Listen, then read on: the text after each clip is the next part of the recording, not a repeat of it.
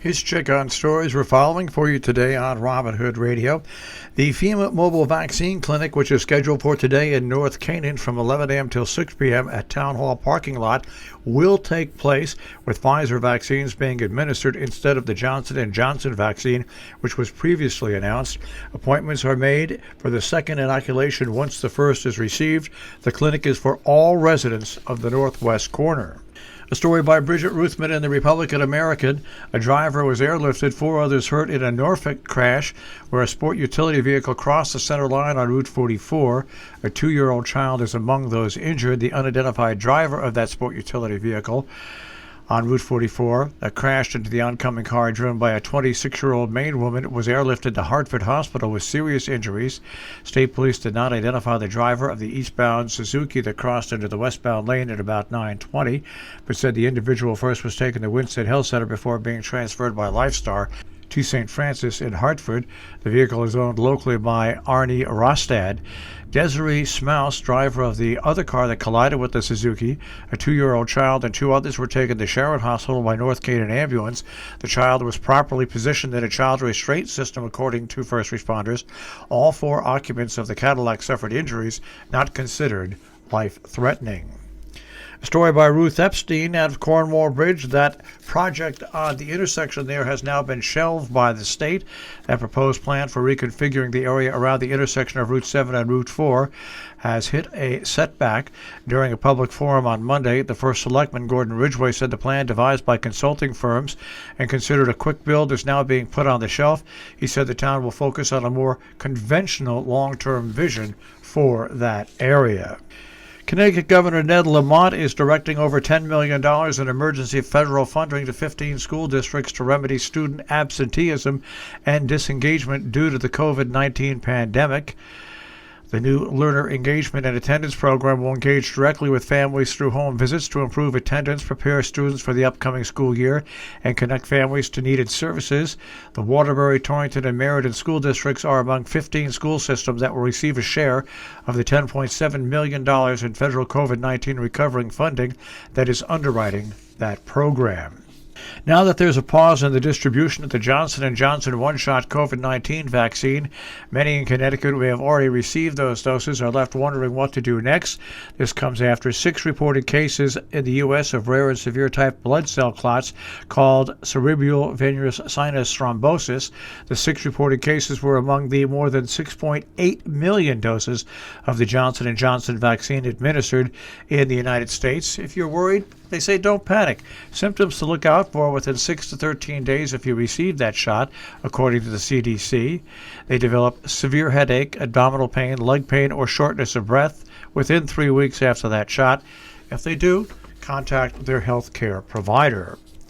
The New York State Police and the Dutchess County Sheriff's Office hosting a child passenger safety seat event by appointment only at the Amenia Firehouse. That happens today from 4 till 7.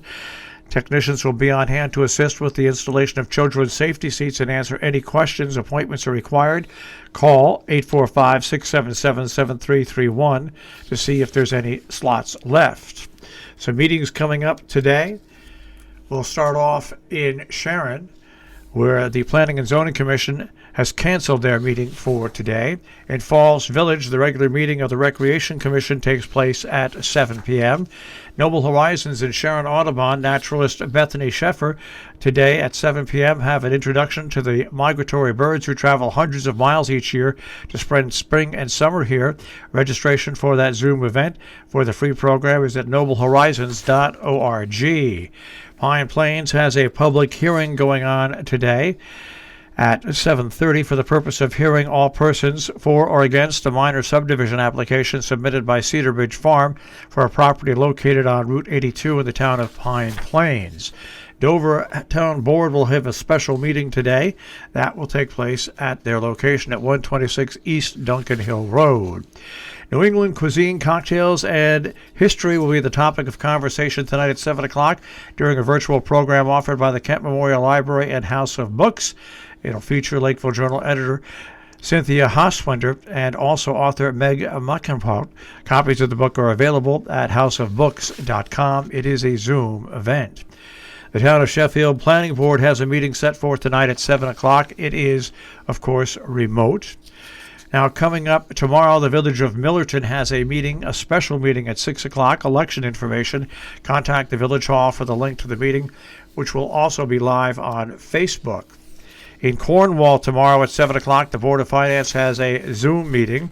Town of Amenia has their meeting at Town Hall tomorrow at 7 p.m. Ancrum Town Board meeting will take place tomorrow. That is at 7 p.m. Pine Plains Town Board meeting is being held tomorrow via Zoom at 7 p.m. The Sheffield Kiwanis is sponsoring a food drive at the Great Barrington Price Chopper on Saturday from 8:30 till 4:30. All proceeds benefiting the People's Pantry, CHP WIC, and Sheffield Food Assistance Program. You can donate non-perishable and personal care items, diapers, cash, or checks at the U-Haul truck, which is located in front of the supermarket. Taconic Hill Central School District has a blood drive going on. That is happening on Saturday from 9:30 until 2:30 in the high school cafeteria. Meanwhile, in Sharon, you can help clean up Sharon's roadsides. Meet members of the Sharon Energy and Environment Commission on Saturday at 10 a.m. in front of the Hotchkiss Library in Sharon. They'll provide roots, safety vests, latex gloves, and garbage bags. Please bring your own mask, and if you have your own safety vest, bring that as well. The rain date is April 18th. Dearmont Library has an online event, Beavers in Connecticut with Ginny Apple. That happens Saturday at 2 p.m. Register at huntlibrary.org or on the library's Facebook page.